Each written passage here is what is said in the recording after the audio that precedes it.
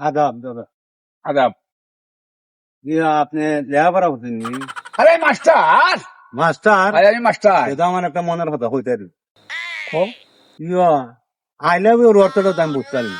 আরে এটা একটা ব্যাপার না বেটা।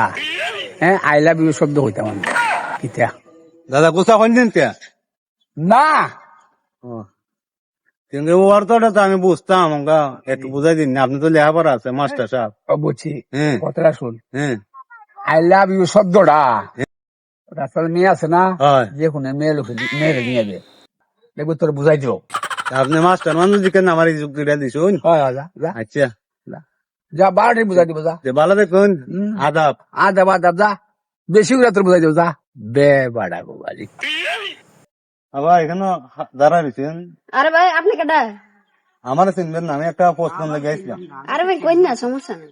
আভা একটা প্রশ্ন লেগে আসলাম। আরে ভাই করুন না। আই লাভ ইউর অর্থটা কিছু।